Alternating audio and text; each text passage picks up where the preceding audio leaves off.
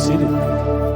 I feel so honored that I get to share about the shoe and some of the work that we're doing here, and I'm really grateful that you guys are kind of jumping on board with some of the things that we have going on. So, this is the shoe that grows. It's a shoe that expands 5 sizes and lasts for a long time. Without shoes, kids can get soil-transmitted diseases, a parasite called jiggers that enter through the foot and start kind of eating away at kids' feet. There's over 600,000 kids in Kenya that don't have access to adequate shoes. These shoes are made in Kenya, and we really believe in providing jobs for people in Kenya, so to kind of break that cycle of poverty. And shoes just give kids the opportunity to walk to school, be kids, play outside, play soccer, and do things that you wouldn't think that you couldn't do without shoes. It has these 2 buckles on the side, and those, once taken off, it kind of opens the shoe up.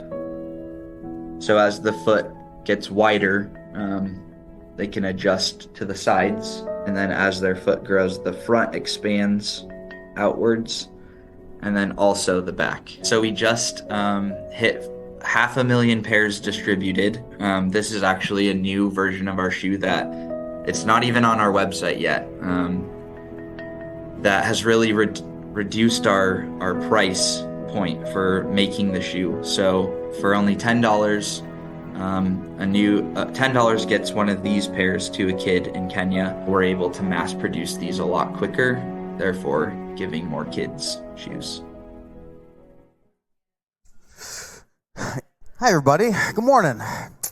Look at your shoes, and thank God for your shoes this morning. My name is Yon. I'm one of the pastors, and I want a couple things we want you to know about, but that is Be.Cause is one of the organizations that we partner with in our Kingdom Builders initiative, and I have the old version of their shoe, and if you know anything about shoes, that you can go come and inspect this, and you'll see why what their new version looks like is going to probably be less expensive, but it's a pretty cool shoe. I have a 6 and a 4 and a 2-year-old, as you probably know. My first is a girl, and then followed by boy and boy. And so we have a lifetime of spending enormous amounts of money on shoes, all right? My boys do not want to wear purple shoes, but their feet are growing like wild. And so buying secondhand shoes, whatever it is, buying shoes is expensive. And again, kids you got to have shoes, right? Over here, you got to have shoes to go run around in the snow. But in Kenya, you got to have shoes to run around in the dirt, to go play, to run around the grass, to go play soccer, do all that wonderful stuff. And so giving people the opportunity to be given one pair of shoe that grows with the feet of their kid, like what a miracle that is, even for me, but also for them as well. And so you have given generously to our Kingdom Builders initiative, and you are making stuff like this happen all around the world. And so I want to give you an update. Last week we shared about kind of where we were in terms of Giving Sunday and what you gave on Giving Sunday and what the total cumulative amount was for the year.